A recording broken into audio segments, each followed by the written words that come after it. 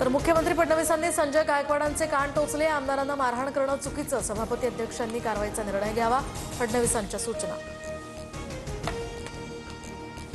एकनाथ शिंदेंना मुख्यमंत्री पद न मिळाल्यामुळे फडणवीसांना बदनाम करण्याचा प्रयत्न, यामागे मोठा कट, शिंदेंच्या शिवसेनेवर उद्धव ठाकरेंचा मोठा आरोप।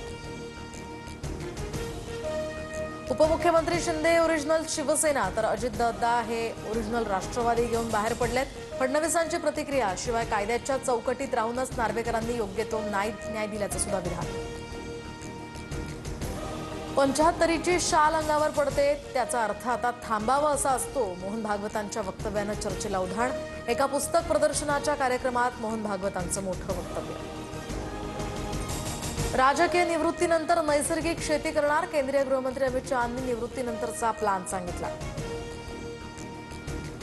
जनतेच्या मनात होतं ते झालं, महाराष्ट्र आणि मराठी माणसाच्या मुळावर येणाऱ्याला मुळासकट उखडून टाकण्यासाठी राज आणि मी एकत्र आलोय, उद्धव ठाकरेंचं वक्तव्य। राज्य सरकारच्या बहुप्रतीक्षित जनसुरक्षा विधेयकाचा मार्ग मोकळा, समितीचे अध्यक्ष चंद्रशेखर बावनकुळे आज सभागृहात विधेयक मांडणार, विरोधकांच्या भूमिकेकडे सर्वांचं लक्ष।